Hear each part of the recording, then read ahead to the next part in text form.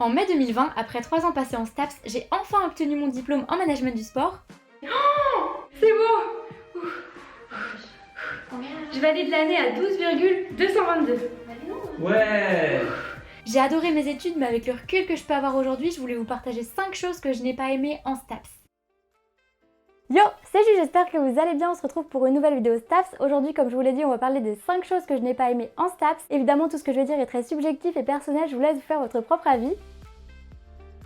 Première chose que je trouve dommage, c'est qu'il y a très peu, du moins pas assez de flexibilité dans le choix des sports autres que la spécialité. Un exemple, la piscine. Imagine t'arrives, tu sais pas nager, c'est très compliqué et il n'y a aucune solution pour esquiver. Est-ce que tu rates ta licence à cause de ça? Je trouve ça dommage. Je comprends bien qu'on doive tester tous les sports, mais ce serait peut-être intéressant parfois de laisser le choix aux étudiants, surtout quand c'est des sports problématiques comme la piscine.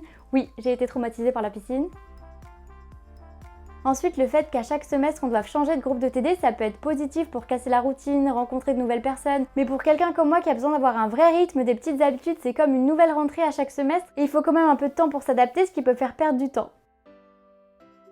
Vous avez sûrement déjà entendu qu'au fil des années, il y a de moins en moins de sport, mais c'est vraiment brutal, je m'attendais pas à ça. C'est-à-dire qu'on passe de, je sais pas, 10 heures de sport par semaine en L1 à seulement 2 en L3, en tout cas pour la filière management. Donc c'est vraiment radical et on peut vite se laisser emporter par la flemme et se dire vas-y, j'ai fait je sais pas combien d'heures de sport les dernières années et arriver en L3 se contenter de ces 2 heures de sport et ne plus rien faire du tout à côté. C'est pour ça que c'est important de garder une pratique sportive en dehors des cours en s'inscrivant au SWAPS par exemple. Selon moi, ça pourrait être un peu plus progressif plutôt que de passer d'une pratique extrêmement intense à tout d'un coup plus rien parce qu'on passe vraiment d'un extrême à l'autre.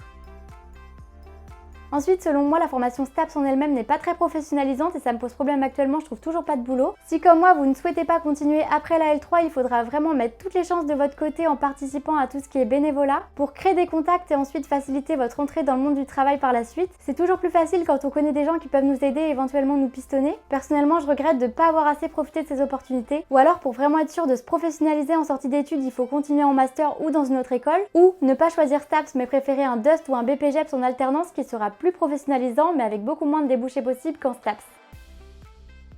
Pour finir, le décrochage en STAPS c'est hyper facile, mais ça c'est valable pour la fac en général, il n'y a aucun suivi, tu viens pas en cours, personne te cherche. Les horaires à la fac sont vraiment chelous, tu peux avoir cours de 8h à 10h, ensuite de 16h à 18h et le lendemain tu auras cours que l'après-midi, donc ça permet pas de prendre un vrai rythme et de créer une vraie routine de travail.